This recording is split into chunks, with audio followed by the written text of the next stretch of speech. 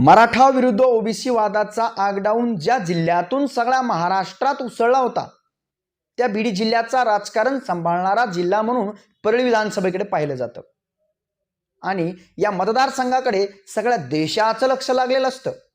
कारण की ते फक्त गावागावात नाही तर घराघरात राजकारण होतं।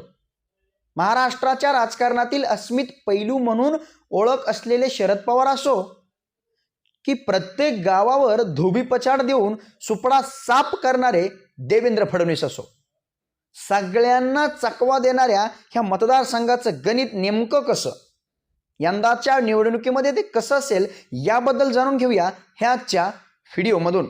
नमस्कार, मी बाप्पासाहेब भांगे आणि तुम्ही पाहताय TV10 वादळ वार्ता वारं आमदारकीचं हा स्पेशल रिपोर्ट। 2024च्या लोकसभेचा निकाल तसा सगळ्यांनाच बुचकाळ टाकणारा होता। 400 पारचा नारा भुईसपाट होताना सगळेजण पाहत होते। महाराष्ट्रात सगळ्यात उशिरा निकाल लागला तो बीड लोकसभेचा। महाराष्ट्राला आश्चर्य तेव्हा वाटलं जेव्हा निकालामध्ये मुंडे परिवाराचा पराभव झाला होता। हा तोच मुंडे परिवार होता ज्यांनी परळीपासून सुरुवात करून सगळ्या महाराष्ट्रासह देशाच्या राजकारणात भरारी घेतली होती। देश पातळीवरती नेतृत्व करणारे स्वर्गीय गोपीनाथ मुंडे यांची सुकन्या प्रीतम मुंडे यांना डावलून पंकजांना भाजपने यावेळीच उमेदवारी दिली होती। महाराष्ट्राच्या राजकारणामध्ये नवीन समीकरण जोडल्याने विरोधात उभे असलेले बंधू धनंजय मुंडे सुद्धा त्यांच्या पाठी होते, पण त्यांचा मराठा विरुद्ध ओबीसी या वादामध्ये अडकून पराभव झाला आणि त्या ठिकाणी निवडून आले ते म्हणजे बजरंग सोनवणे। सोनवणेंनी दिलेली आश्वासनही महत्त्वपूर्ण जरी नसले तरी सुद्धा त्यांचा विजय ज्या कारणामुळे झालेला होता त्या कारणांना सुद्धा यंदा सुद्धा त्या कारणांचा फटका बसू शकतो का, तर अजिबात नाही। कारण की सध्याचे परळी विधानसभा मतदारसंघाचं राजकीय समीकरण जर बघितलं तर असं लक्षात येतं की इथल्या ओबीसी समाज एकत्र करण्यामध्ये मुंडे परिवार यशस्वी ठरला आहे। नुकताच झालेला दसरा मेळावा अगदी याचं उत्तम उदाहरण ठरू शकतं। यामध्ये कष्ट घेताना बंधू धनंजय आणि पंकजांनी कसलीही कसर सोडली नव्हती।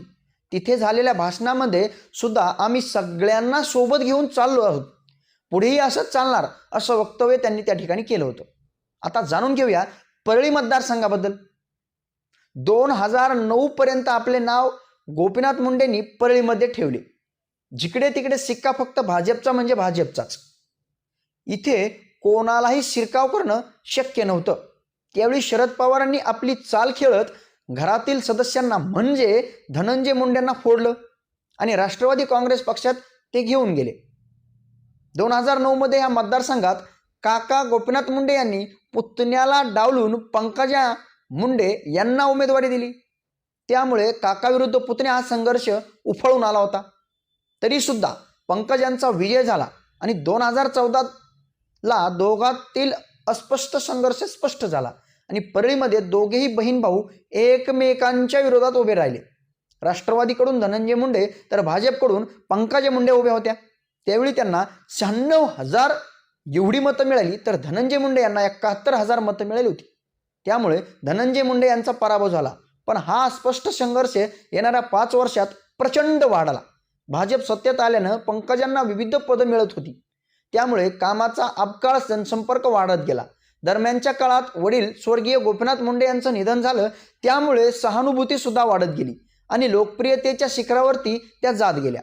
त्याचवेळी भाजपकडून त्यांना हळूहळू राजकारणातून डावललं जाऊ लागलं। त्यांचे रिकामे स्पेस त्यांना भरून काढता आले नव्हते।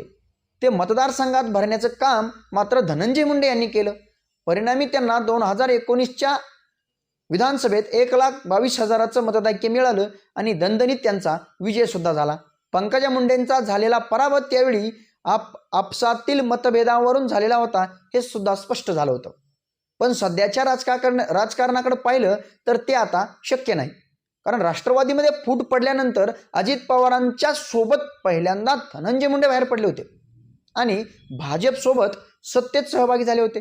पंकजा मुंडेंच्या खांद्याला खांदा लावून ते सुद्धा परळीच्या राजकारणामध्ये सक्रिय झालेले आपल्याला दिसतात।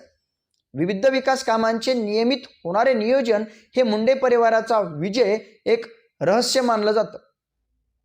लोकसभेत झालेला चुका डोळ्यासमोर ठेवून मुंडे बंधू भगिनी आता मतदारसंघ पिंजून काढण्यावरती त्यांचा भर आहे.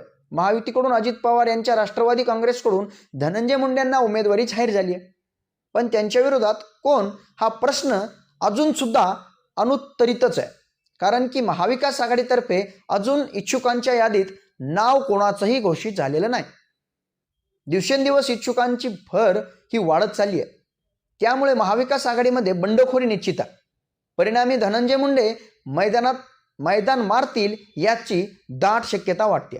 ही माहिती तुम्हाला कशी वाटली आणि परळी विधानसभा मतदारसंघाबद्दल तुम्हाला काय वाटतं हे कमेंटमध्ये नक्की कळवा. वेळोवेळी असे अपडेट पाहण्यासाठी TV10 वादळ वार्ताला फॉलो करा.